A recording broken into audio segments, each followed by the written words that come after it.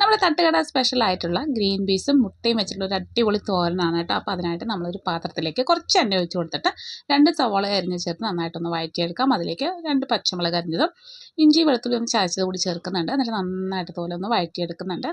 ഇതിലേക്ക് കുറച്ച് കറിവേപ്പില ഇട്ട് കൊടുക്കുന്നുണ്ട്. ഇനി നമുക്കതിലേക്ക് ആവശ്യത്തിനുള്ള ഉപ്പിട്ട് കൊടുക്കുക. 1/2 സ്പൂൺ മുളക് പൊടി ഇട്ട് കൊടുക്കുന്നുണ്ട്. അതുപോലെ തന്നെ 1/2 സ്പൂൺ കുരുമുളക് പൊടിയും 1/4 സ്പൂൺ മഞ്ഞൾപ്പൊടിയും നമുക്ക് 1/2 സ്പൂൺ ഗരം മസാല കൂടി ചേർക്കാം. അപ്പോൾ ഗരം മസാലയ്ക്ക് പകരം നിങ്ങൾക്ക് ചിക്കൻ മസാല വേണമെങ്കിലും ചേർത്ത് കൊടുക്കാം കേട്ടോ. എന്നിട്ട് നന്നായിട്ട് ഇതുപോലെ ഒന്ന് വഴറ്റിയെടുക്കാം.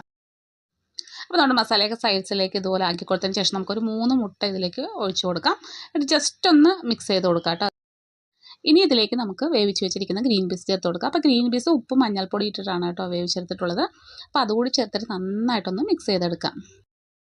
ഇതുപോലെ നന്നായിട്ട് മിക്സ് ചെയ്തെടുത്തതിന് ശേഷം നമുക്ക് ലാസ്റ്റായിട്ട് കുറച്ച് മല്ലിയില ഇതിൻ്റെ മുകളിലേക്ക് ഇട്ട് കൊടുക്കാം. അന്നേരം ഒന്നുകൂടി ഒന്ന് മിക്സ് ചെയ്തെടുത്തിട്ട് നമുക്ക് സെർവ് ചെയ്യാം. നല്ല അടിപൊളി ടേസ്റ്റുള്ള ഗ്രീൻ പീസ് മുട്ടത്തോരൻ റെഡി ആയിട്ടുണ്ട്. തീർച്ചയായിട്ടും ട്രൈ ചെയ്ത് നോക്കിയിട്ട് ഫീഡ്ബാക്ക് അറിയിക്കാൻ മറക്കരുത്.